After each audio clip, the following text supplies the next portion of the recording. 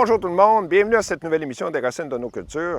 Aujourd'hui, on visite la ferme Les Délices du Rapide Plat à Saint-Hyacinthe et on rencontre Marc-Antoine Pelletier qui est producteur de Camerise, qui va nous parler un peu de sa production, de son métier, de tous les efforts de commercialisation qu'il fait. Puis c'est quand la meilleure période pour visiter sa super belle ferme pour cueillir des Camerises. Alors, suivez-moi!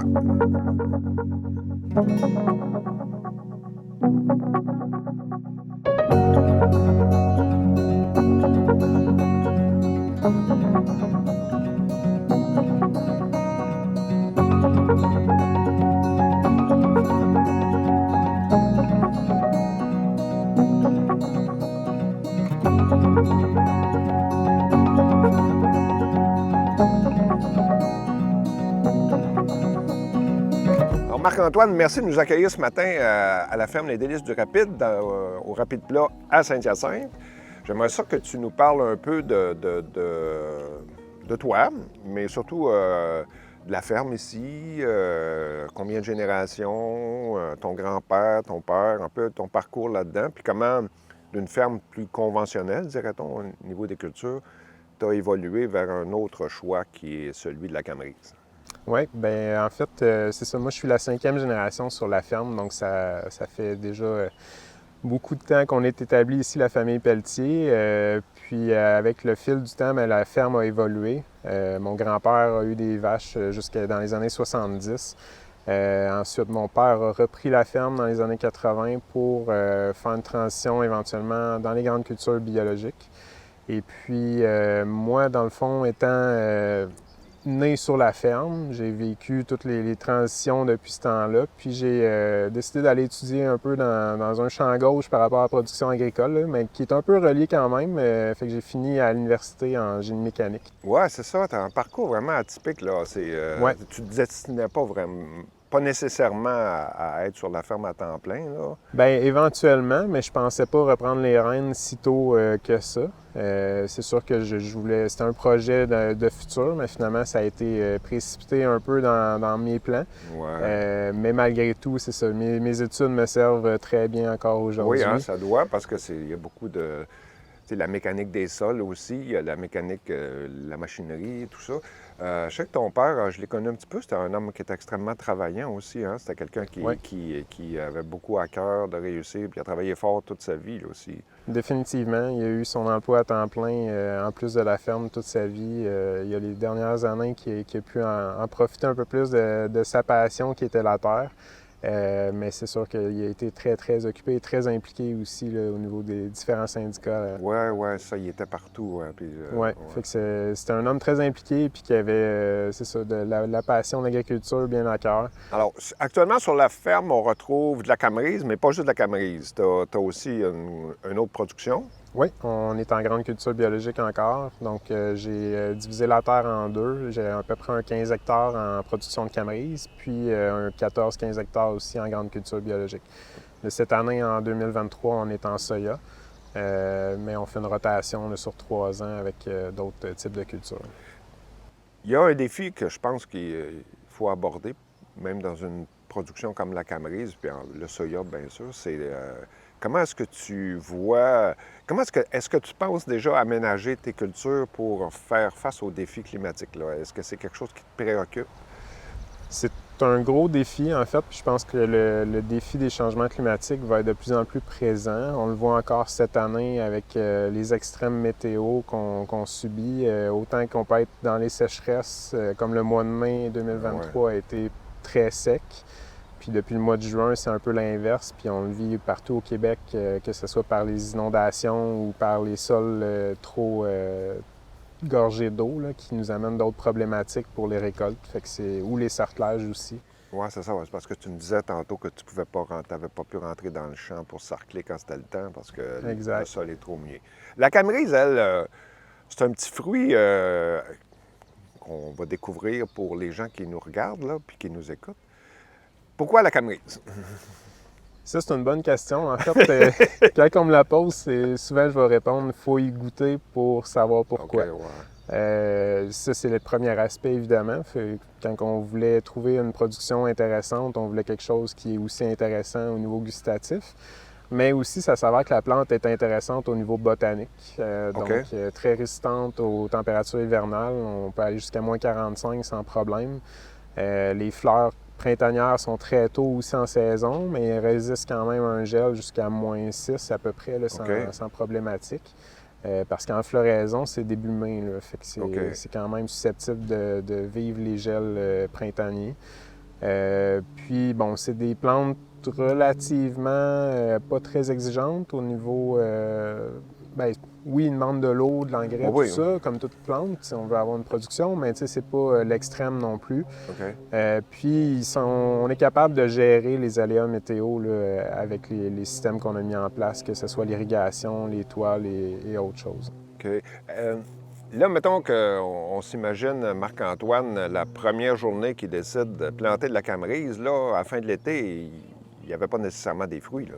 Non, définitivement. Ça prend, disons, pour une récolte commerciale, c'est 3 à 4 ans avant que ça soit intéressant. 3 à 4 ans, OK. Fait que c'est quand même un pensez-y bien quand on se lance là-dedans, parce que c'est 3 à 4 ans que les revenus diminuent sur l'entreprise. Oui, de manière significative en plus. Là. Oui, définitivement, parce que ces surfaces-là, on les a pas pour la suite pour continuer à faire les grandes cultures. Fait que c'est un coup à donner, mais après ça, puis inversement, l'autre bord, il faut repartir la roue. Parce qu'on était en grande culture, fait qu'à part les acheteurs de céréales ou de grains, il n'y avait personne qui nous connaissait en agrotourisme. Fait qu'il a fallu monter notre clientèle, se faire connaître et toujours aujourd'hui se faire connaître parce que la camerise est un fruit méconnu à la base. Oui, on va en parler tantôt là, de la gourmandise du fruit, mais au niveau de la préparation des sols, là, quand tu as décidé de faire ça, y avait-tu quelque chose de spécial que tu trouvais par rapport aux habitudes que tu avais au niveau de l'agriculture bio, là, mais plus conventionnelle? Là, ça a-tu requis beaucoup de travail des sols que tu... Pas tant que ça. Ça a été un peu une transition à planifier pour avoir les bonnes... nous, en fait, on a planté à l'automne, donc on venait faire une céréale d'automne avant pour essayer d'augmenter aussi notre matière organique. Des petits amendements avant plantation, puis après ça, le secret, c'est d'avoir un bon travail de sol pour que le sol soit adéquat pour la plantation. Chose qu'on n'a pas faite la première année, puis on l'a vécu à la dure. Ah oui? Mais sinon, après ça, on apprend de nos erreurs. Puis, il n'y a pas de sarclage dans tes rangées, là? Il y a pas non. Non, tu fauches pour que ce soit agréable pour que les cueilleurs. Oui, c'est ça. On est venu implanter, puis on a mis des toiles géotextiles sur le rang pour contrôler les mauvaises herbes, étant bio. Donc, ça nous donne un gros coup de pouce. Puis en même temps, on a installé l'irrigation qui vient nous aider en temps de sécheresse.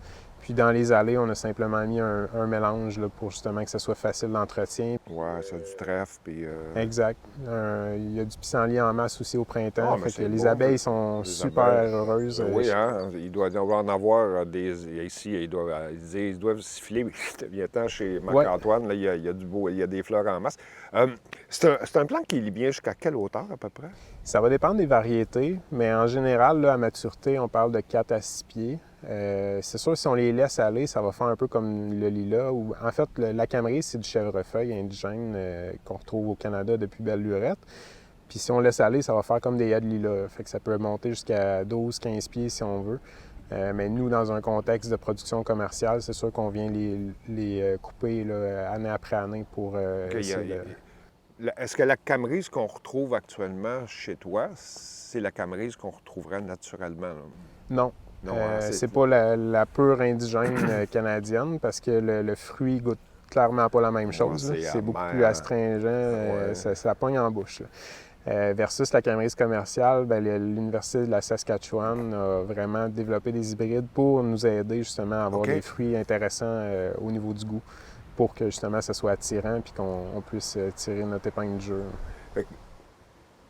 Donc, la récolte, tu n'as pas de récolte mécanique?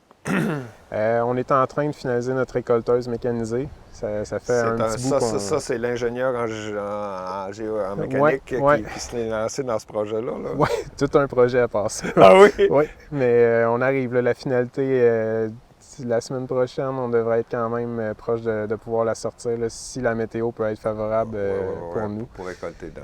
Oui, pour pouvoir nous avancer plus rapidement, on va avoir un gain d'efficacité substantiel. Oui, puis ça va requérir moins de main-d'œuvre aussi, parce que je sais que tu as de la main-d'œuvre aussi. Oui. Tu as des travailleurs Ça aussi. va être en fait le même nombre de personnes requises que notre récolteuse semi-mécanisée qu'on a actuellement. Mais on va faire 5 à 6 fois plus de superficie là, pour le même temps. Fait que, ça va être beaucoup plus efficace pour toi. Oui, un gain de temps et d'argent, d'énergie. Bien, c'est surtout qu'on va pouvoir récolter dans les bonnes conditions. Ouais. Fait qu'on va augmenter notre qualité de fruits. Surtout des années comme 2023, qu'on a de la difficulté à rentrer au champ. Donc, si les fenêtres se présentent, on va être prêt, puis on va pouvoir justement récolter dans le bon temps pour sortir une meilleure qualité globale de la récolte. Souvent, quand les gens parlent de Camerise, ils disent c'est comme un gros bleuet, mais ça ne goûte pas tout à fait le bleuet, là. Non, la Camerise, ça goûte la Camerise. Ouais, c'est toujours ce que je réponds parce que ben, c'est sûr que les gens ont le réflexe de se référer à quelque chose qu'ils connaissent. Ouais. Donc, oui, le bleuet en fait partie, la framboise, la mûre, le cassis. Il y en a même qui vont vers la rhubarbe. Moi, je sais qu'il y en a qui ont des petites notes d'agrumes parfois, de pêche, de kiwi. Fait que c'est vraiment ça qui est intéressant dans la Camerise parce qu'on a différentes variétés, différents goûts. Chaque variété va goûter va avoir un goût unique en fait, donc ça va être vraiment intéressant. Dépendant de la composition des sols, Ça aussi, ça va jouer parce que chez un producteur, une variété va être super appréciée, chez un autre va être des fois moins appréciée parce que c'est un peu comme les cépages dans le vin. Ouais, la composition du sol va influencer le goût. Ça peut être plus minéral, moins minéral. Exact. Si c'est de la terre plus riche, plus noire, une terre plus... comme nous ici, souvent c'est de la terre qui est plus glaiseuse aussi. Là. Mais ça... Toi, maintenant, la Camerise, là, si tu as invité des gens à venir faire de l'autocueillette, ce qui est toujours une bonne idée, là, soit dit en passant, là, comment tu leur vendrais ça, le fruit, là? Le fruit, bien, à la base, il faut savoir que c'est un super fruit, donc il y a des super belles propriétés. Il y a beaucoup d'antioxydants à l'intérieur, plein de vitamines, plein d'éléments mineurs. Donc, pour une tasse de Camerise, là, on va chercher tout ce qu'on a de besoin pratiquement dans notre journée, ou au moins la moitié de nos vitamines, puis de ce qu'on a de besoin. Fait que déjà là, ça part bien. Oui. Puis après ça, bien, on peut découvrir des saveurs uniques à chaque fois. À chaque terroir. Fait que, donc, c'est pas des... Tu sais, c'est pas... Il y en a qui sont un petit peu plus neutres comme goût, qu'on va varier entre le sucré et l'acidulé. Il y en a d'autres qui sont plus dans l'acidulé, d'autres beaucoup plus dans le sucré.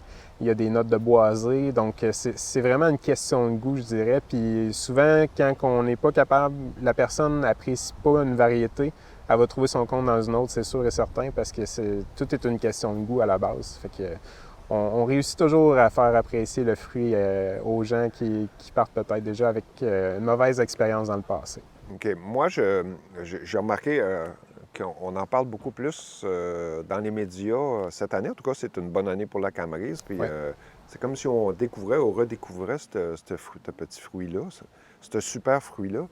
Puis souvent aussi, les gens vont se demander un peu qu'est-ce que je peux faire avec la Camerise, là? Bon, je peux la manger telle qu'elle. Oui. Je peux la manger...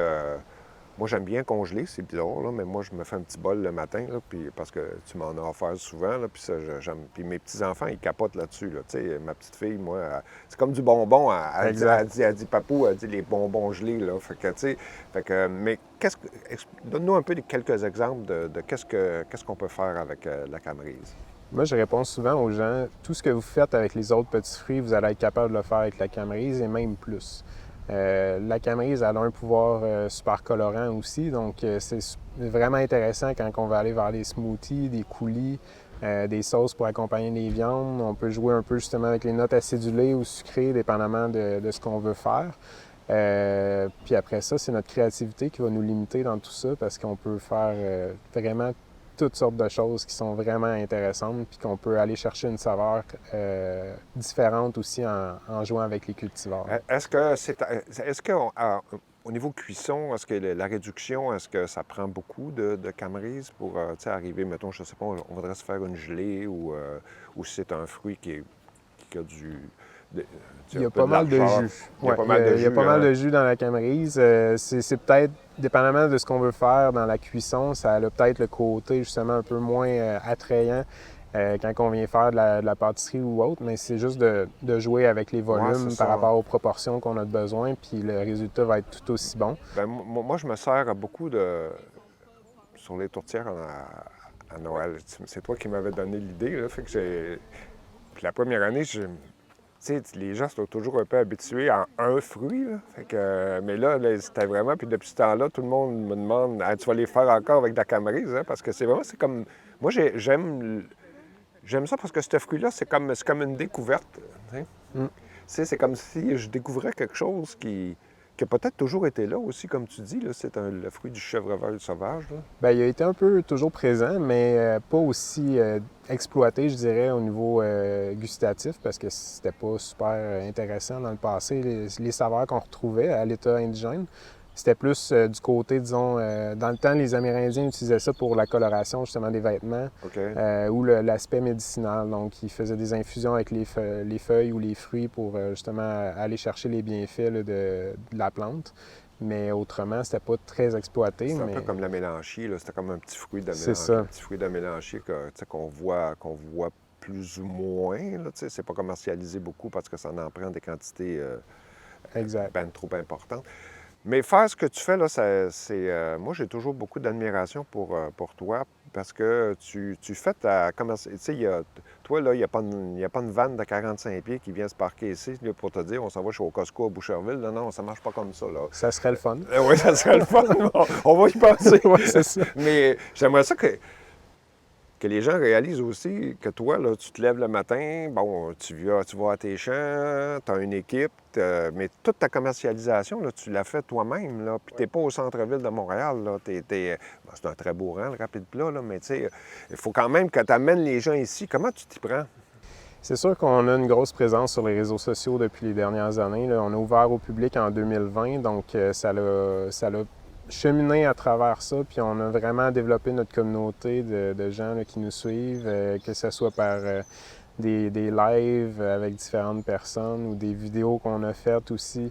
Puis c'est d'aller chercher justement la curiosité des gens, juste piquer leur curiosité, puis habituellement, quand ils viennent, ils l'essayent puis ils l'adoptent. Fait que c'est d'aller vivre la première expérience, puis tu sais, il y a plusieurs personnes aussi qui ont eu des mauvaises expériences dans le passé avec le fruit parce qu'ils l'ont goûté quand il n'était pas mûr. Fait que là, ils l'ont désenchanté. Ouais, okay. Fait que c'est vrai qu'une camerise pas mûre, c'est pas fait pour tout le monde. Mais quand il est à son plein potentiel, on a vraiment une belle expérience qui est possible. Okay. Fait que c'est d'aller chercher ces gens-là, puis on développe nos produits pour aller faire une commercialisation le plus large. Puis 2023 va être une grosse année pour nous.